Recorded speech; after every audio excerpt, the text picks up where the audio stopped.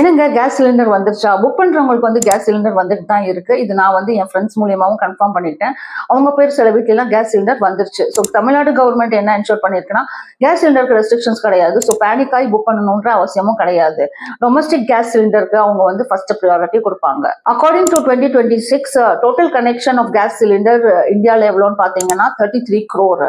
இப்போ இதுல வந்து ஹையஸ்ட் ஸ்டேட் கேஸ் கனெக்ஷன் எது எடுத்திருக்குன்னா உத்தரப்பிரதேஷ் தான் ஃபர்ஸ்ட் இடத்துல இருக்கு. செகண்ட் பாத்தீங்கன்னா Maharashtra, third west Bengal, fourth Tamil Nadu, fifth Bihar, sixth Karnataka.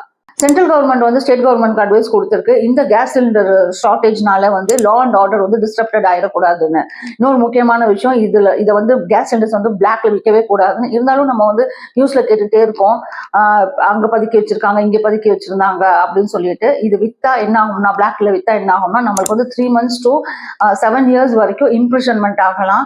அதே நேரத்துல ஹெவி ஃபைன் கட்ட வேண்டியதா வரும். உங்க வீட்டுல எப்படி நீங்க புக் பண்ணி இந்த கேஸ் சிலிண்டர் வந்துச்சான்ற கமெண்ட்ல ஷேர் பண்ணுங்க, நாங்களும் தெரிஞ்சுக்கிறோம். இந்த மாதிரி சின்ன சின்ன தகவலுக்கு என்னோட சேனலை சப்ஸ்கிரைப் பண்ணிக்கோங்க.